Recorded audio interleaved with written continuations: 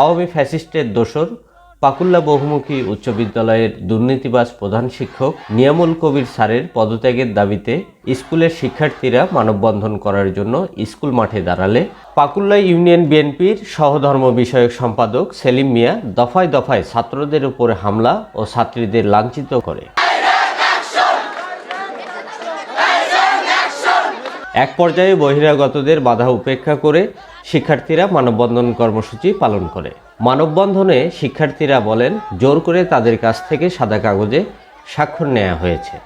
আমাদের থেকে স্যারদের থেকে কোনো অনুমতি নেয়নি, সবাই ক্লাসরুমে ঢুকে গেছে, একসাথে 20 থেকে 25 জনের মতন হবে। তবে আমরা বললাম যে আমরা কেন সিগনেচার দিব, বলতেছে কালকে দিলে আজকেও দিতে হবে তোমাদের। আর আমাদের জোর করে মাথার উপর থেকে 3টা ক্যামেরা ধরে আমাদের থেকে ভিডিও করে সিগনেচারটা নিছে। আমরা দিতে চাইনি। এটা কিসের জন্য সিগনেচার নিছে? আমাদের কিচ্ছু বলেনি, আমাদের শুধু একটা ব্ল্যাঙ্ক পেপারে সই নিছে। একজন শিক্ষক যখন শিক্ষা প্রতিষ্ঠানের টাকা লুটপাটে ব্যস্ত থাকে, সেই শিক্ষা প্রতিষ্ঠানের শিক্ষার্থীরা কি শিখবে? ক্লাসরুমের ভিতরে ঢোকার পর আমাদের কিছু বলে নাই, সাদা কাগজ দিছে, সাদা কাগজের উপর সিগনেচার দিছে। আমরা বলছিলাম আসার জন্য করছিলাম, বলছে কালকে নিচে আসলে তোমাদেরকে দিতে হবে। এইভাবে আমাদের ক্যামেরা অন করে জোর করে সবাই খারাপ ব্যবহার করছে। আমরা এই ব্যানার নিয়ে বের হয়েছি, আমাদের সাদা কাগজ আমাদের সামনে ছিল। আমরা জিজ্ঞেস করছিলাম যে কি জন্য স্বাক্ষর, তিনি কোনো কিছু বলেননি।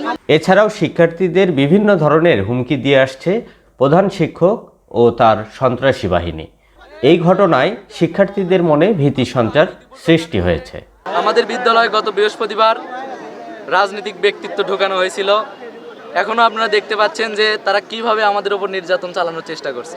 আমাদের বর্তমান প্রধান শিক্ষকের পদত্যাগ চাচ্ছি আমরা, কারণ এই প্রধান শিক্ষকের ছায়াতলে আমরা নিজেদের নিরাপদ মনে করতেছি না। তুমি এখন বাড়ি যাও, তুমি এর মধ্যে আসো না। কিন্তু আমার কথা একটাই, আমি স্কুলে আসছি, স্কুলে রাজনীতি করবে তাতে আমার সমস্যা নাই, কিন্তু ক্লাস চলাকালীন সময় স্যারের পারমিশন ছাড়া হুট করে 20-25 জন রাজনৈতিক নেতা এবং পার্টি নেতা যা আছে সব ক্লাসের মধ্যে ঢুকে মনে করেন যে কোনো নাই, আপনি ভিডিও চালু করে দে স্বাক্ষর দে, কিসের জন্য নেবে কিছু বললো না, সাদা কাগজে স্বাক্ষর নিল। টিচারদের উপরেও নির্যাতন এবং চালাইছে। প্রধান শিক্ষক তিনি তাদের বাধা না দিয়ে তিনি এবং আমাদের উপরে মনে করেন রেগে গেলেন, যা আমাদেরকে হুমকি দিচ্ছেন যে তোরা যা করবি কর। স্থানীয় বাসিন্দা বাধা দিলে তার উপর হামলা করে। হেড শিক্ষক আর পাকুল্লা ইউনিয়ন বিএনপির সভাপতি বাটালু ছাত্রীদের জোরপূর্বকভাবে 2 তলাতে উঠে দিচ্ছে। আমি সেখানে বলি যখন যে আপনারা ছাত্রছাত্রীদের আন্দোলন, ছাত্রীদের জোর করে কেন তুলে উঠে দিচ্ছেন, ছাত্রীদের কেন গেট আটকে দিয়ে রাখতে চাচ্ছেন।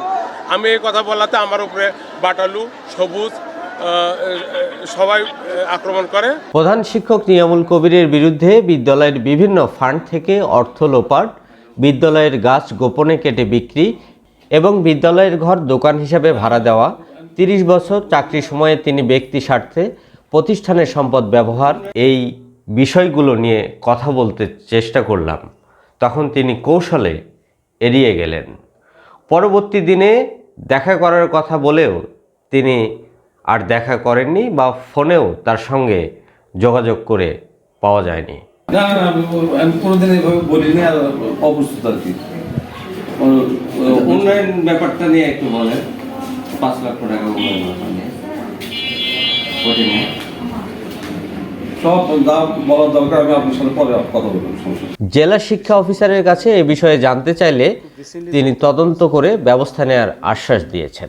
বিভিন্ন লোক অভিযোগ দিয়েছে, বিশেষ করে প্রধান শিক্ষকের বিরুদ্ধে তার অনিয়ম, দুর্নীতি, অসাধারণ আচরণ, শিক্ষার্থীদের মানববন্ধনে তিনি তার লোক দিয়ে আক্রমণ করেছে বা শিক্ষার্থীর সাথে খারাপ আচরণ করেছে বা অসাধারণ আচরণ করেছে। আমি যা সেখানে দেখে তদন্ত করে যথাযথ ব্যবস্থা নেওয়ার জন্য কর্তৃপক্ষকে জানাবো এবং আমাদের পক্ষ থেকে আমরা ব্যবস্থা নেব। এরকম অনিয়ম, দুর্নীতি করে স্কুলটাকে ধ্বংস করবে, এটা হতে দেওয়া যায় না। তাদের আইনের বাইরে কোনো বক্তব্য আমরা পাইনি। অভিযোগ পেলে তাদের তদন্ত সাপেক্ষে ব্যবস্থা গ্রহণ করে বা করার আশ্বাসও দেন। কিন্তু এই প্রক্রিয়ার মধ্য দিয়েই এই দুর্নীতিবাজ শিক্ষকরা পার পেয়ে যায়। দর্শক, আজ এখানে শেষ করছি। আল্লাহ হাফেজ।